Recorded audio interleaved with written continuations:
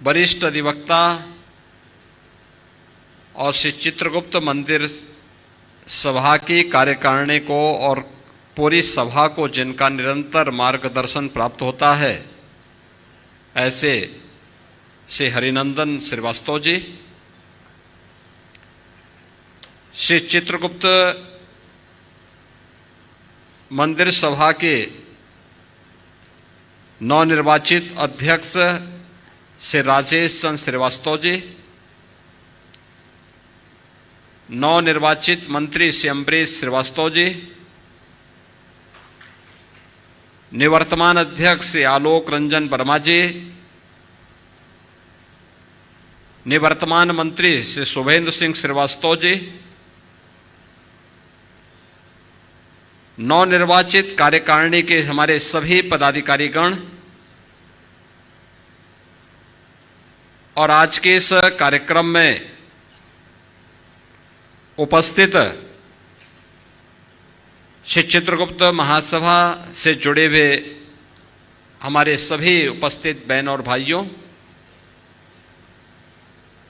मैं सबसे पहले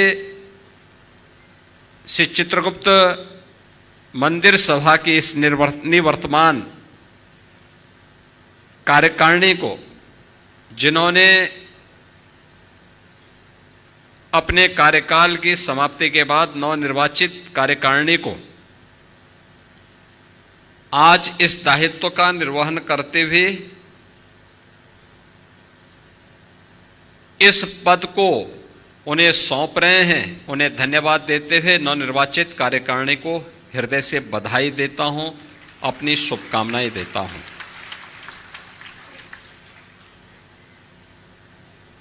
कहते हैं सृष्टि के रचयिता भगवान ब्रह्मा की विशिष्ट काया से कायस्थ जन्म लेता है और वह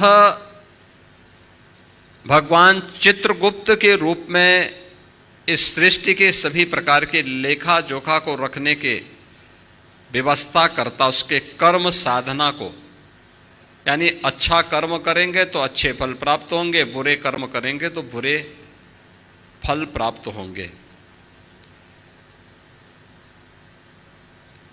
उस पूरी व्यवस्था के साथ जोड़ करके पूरे समाज को कैसे धार्मिक बनाना है, कैसे अध्यात्म के पथ पर अग्रसर करना है, यह कार्य यह सभा कर रही है और पिछले हजारों वर्षों से ये परंपरा चली आ रही है। यहीं पर नहीं, पूरे देश के अंदर कायस्थ समाज एक प्रबुद्ध समाज माना जाता है, पढ़ा लिखा समाज, और जीवन का कोई ऐसा पक्ष नहीं है, क्या धर्म का, क्या अर्थ का, क्या प्रशासन का, क्या व्यवसाय का,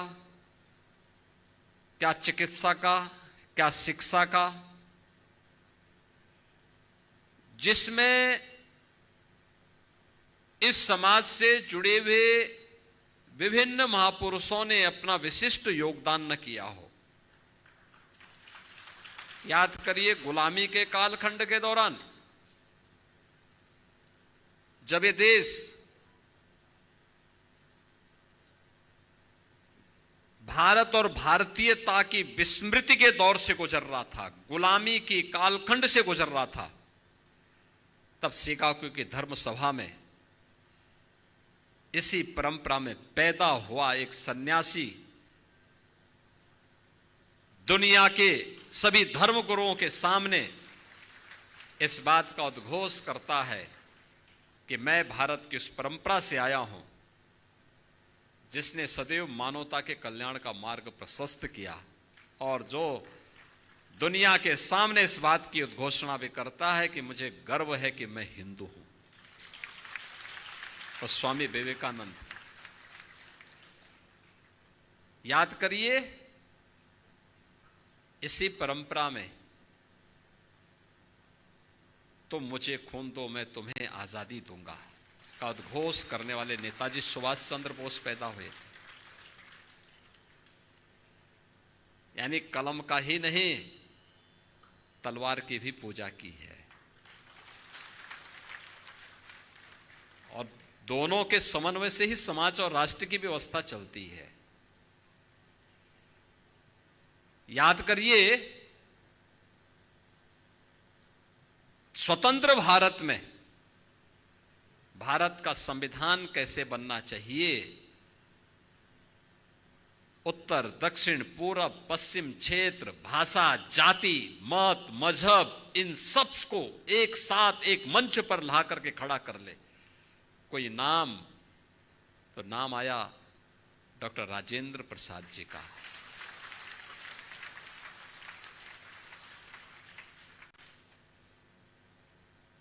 डॉक्टर राजेंद्र प्रसाद जी का। स्वतंत्र भारत में बार बार दुश्मनों के द्वारा किए जा रहे हमलों का जवाब देने के लिए कैसा प्रधानमंत्री चाहिए, तो लाल बहादुर शास्त्री ने 1965 में पाकिस्तान को नाकों चने चबवा करके स्वतंत्र भारत में पाकिस्तान को उसकी औकात दिखाने का काम भी किया था।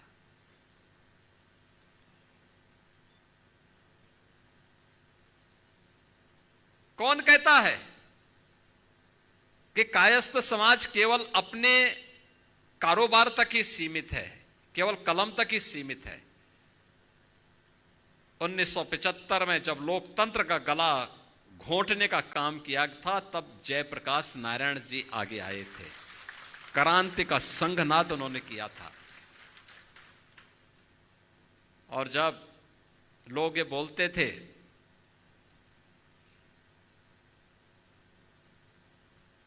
कि अयोध्या में राम मंदिर कभी नहीं बन पाएगा,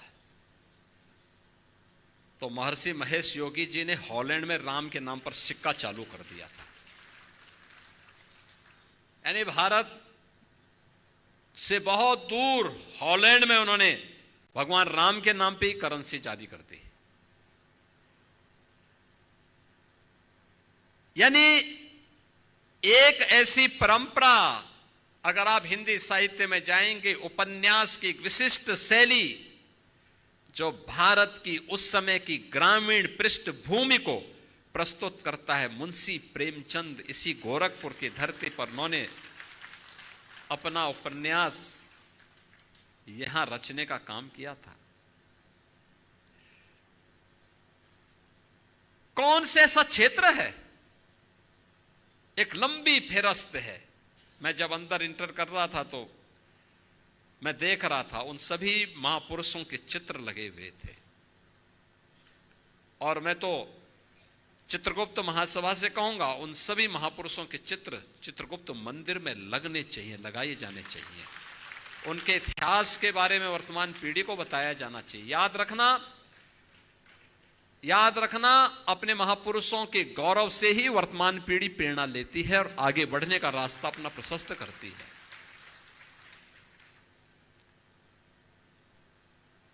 शालीनता और सज्जनता किसी भी व्यक्ति के अपने गुण हैं, अपने संस्कार हैं, लेकिन उस शालीनता और सज्जनता में भी राष्ट्र प्रेम और क्रांति के ज्वार छुपे हुए हैं।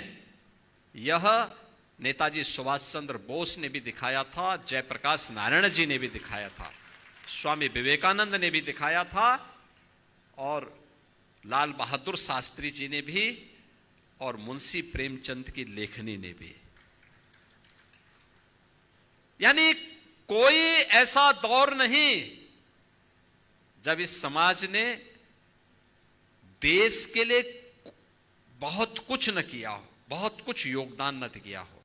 हमेशा, और उसी के प्रति कृतज्ञता ज्ञापित करने के लिए जब उत्तर प्रदेश के अंदर हमें नेशनल लॉ यूनिवर्सिटी की स्थापना करनी थी, तो मेरे सामने प्रस्ताव है, मैंने कहा डॉक्टर राजेंद्र प्रसाद जी के नाम पर यह बनना चाहिए। प्रयागराज में हम डॉक्टर राजेंद्र प्रसाद जी के नाम पर लॉ यूनिवर्सिटी की स्थापना कर रहे हैं। क्योंकि उनकी जो साधना थी वो केवल अपनी जाति के लिए नहीं थी, देश के लिए थी, पूरे देश के लिए थे। डॉक्टर राजेंद्र प्रसाद जी पहले राष्ट्रपति थे जो माघ मेले में पूरे 1 महीने प्रयागराज में रहकर के भारत की सनातन परंपरा को मजबूती देने का काम करते थे। कुंभ के दौरान वहां रहते थे। प्रेसिडेंट सूट वहां बना हुआ है किले में, आज भी आप जाएंगे। डॉक्टर राजेंद्र प्रसाद जी की स्मृतियों को बार बार चिल्ला के कह रहा है।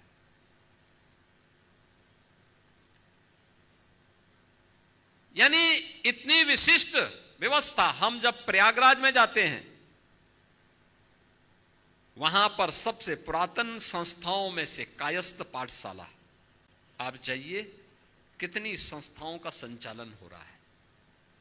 गोरखपुर में आते हैं, महात्मा गांधी कॉलेज की परंपरा आपने देखा होगा। यहां पर Mahatma Gandhi inter college, Mahatma Gandhi degree college और उसके माध्यम से संचालित प्रेम बाबू और उनके परिवार के लोगों ने किस प्रकार से उस विशिष्ट पहचान को बनाए रख करके क्वालिटी एजुकेशन, जहां भी गए क्वालिटी एजुकेशन। लेकिन ऐसा नहीं कि केवल उसमें कायस्थ के ही बच्चे पढ़े हों, ऐसा नहीं कि केवल वहां पे केवल कायस्थ के ही बच्चे नौकरी करते हों। पूरा समाज कर रहा है, सबके लिए दिया है। हां, विशिष्ट योगदान इस समाज ने किया, इस समाज के महापुरुषों ने योगदान किया। नेताजी सुभाष चंद्र बोस का योगदान पूरे समाज के लिए था। कौन सा ऐसा क्षेत्र है, वह विज्ञान का हो, पर्यटन का हो, चिकित्सा का हो, शिक्षा का हो, विधि का हो, हर क्षेत्र में पहले भी आज भी वह विशिष्ट योगदान उस रूप में चल रहा है। और यह विशिष्ट योगदान इसको अपने कार्यक्रमों का हिस्सा बना करके वर्तमान पीढ़ी को बताए जाने की आवश्यकता है कि नहीं भाई, ऐसा नहीं है। हमने केवल लेखा जोखा नहीं रखा है, बल्कि समाज की आवश्यकता के अनुरूप उस प्रकार की लीडरशिप भी दी है, उस प्रकार का नेतृत्व भी दिया है, और उस प्रकार के नेतृत्व के माध्यम से लोगों को एक नई दिशा भी देने का काम किया है। कला के क्षेत्र में अमिताभ बच्चन का कोई मुकाबला है क्या?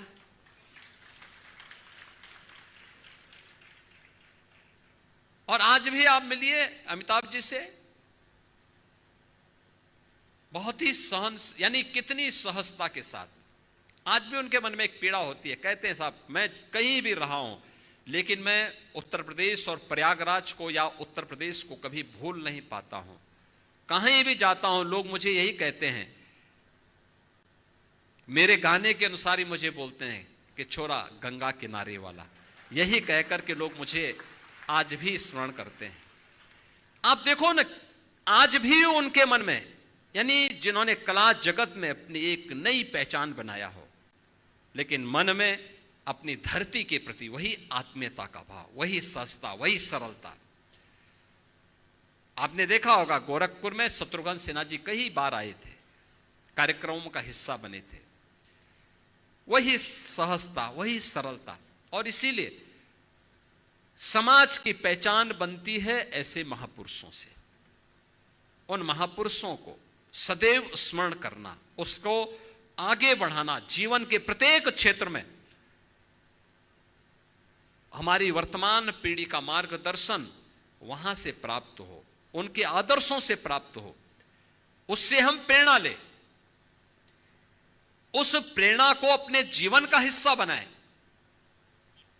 क्योंकि ये जितने भी महापुरुषों के नाम हमने बोले हैं, ये सभी महापुरुष वो हैं जिनके बारे में हमारी पीढ़ी ने सुना है, जाना है और उनके कार्यों को नजदीक से देखा है। हमने भगवान चित्रगुप्त को नहीं देखा, उनके बारे में केवल सुना है, लेकिन हम लोगों ने स्वामी विवेकानंद के कार्यों को पूरा देश आज भी स्मरण करता है, उसको देखता है, महसूस करता है। डॉक्टर राजेंद्र प्रसाद जी के योगदान को, नेताजी सुभाष चंद्र बोस जैसा क्रांतिकारी हर भारतीय महसूस करता है। लाल बहादुर शास्त्री जी के योगदान को, जय जवान जय किसान का उनका नारा हर व्यक्ति स्मरण करता है। हर व्यक्ति के मन में जब नाम आता है, श्रद्धा से उसका मन झुक जाता है। मुंशी प्रेमचंद जी के बारे में कौन ऐसा साहित्य प्रेमी होगा जो श्रद्धा और सम्मान का भाव न रखता हो। यानी हर एक क्षेत्र में जो कार्य किया वो विशिष्ट था, और विशिष्ट कार्य को लेकर के हम सबको निरंतर अपने स्तर पर प्रयास करना चाहिए, हमारा प्रयास होना चाहिए। और इसीलिए मैं जो नवनिर्वाचित कार्यकारिणी को इस बारे में कहूंगा कि नवनिर्वाचित कार्यकारिणी इस बात को जरूर ध्यान में रखें कि जिन महापुरुषों ने श्री चित्रगुप्त मंदिर को बनाने में योगदान किया, आप उनके फोटो भी लगाइए, लेकिन सभागार में प्रेरणा वह भी होनी चाहिए जो इस समाज से जुड़े हुए वे महानुभाव हैं, उन महापुरुषों के भी जो पूरे समाज को एक नई लीडरशिप दिए हैं। दूसरा, इस प्रकार की सामाजिक संस्थाओं के पदाधिकारी और सामाजिक संस्थाओं की भूमिका होनी चाहिए कि समाज के अच्छे कार्यों को हाईलाइट करना, और अगर कहीं कोई बुराई है उस बुराई को दूर करने के लिए अपने स्तर पर प्रयास करना, उस बुराई को दूर करना, समाज को उससे दूर रखना।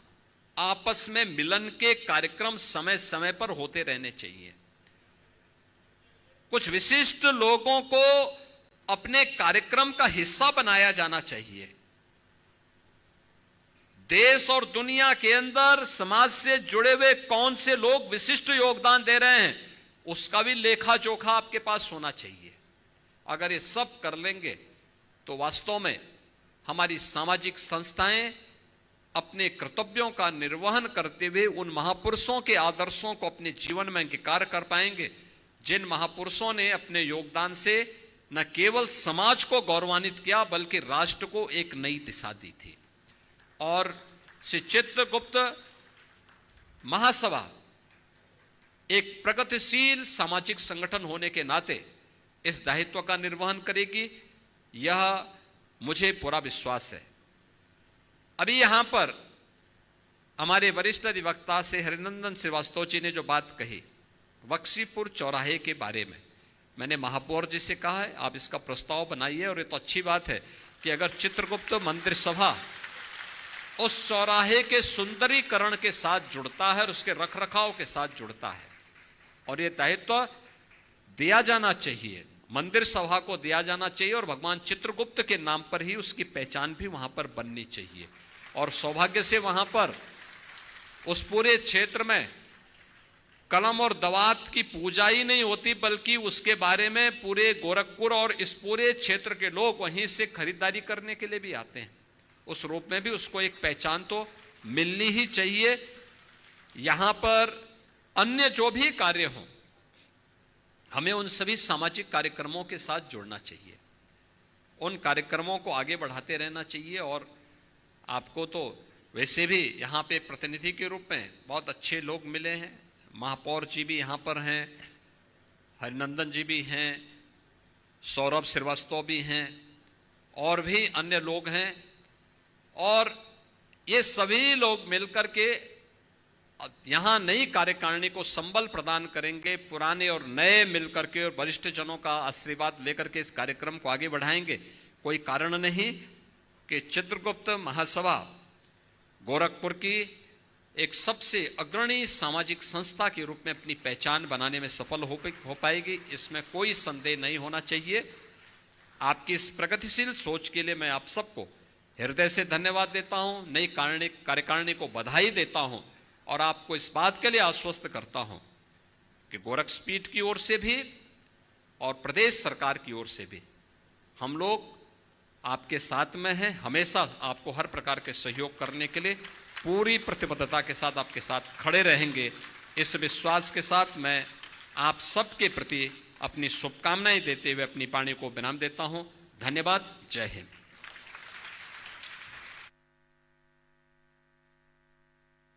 महाराज जी, आपका स्नेह ही हम सभी का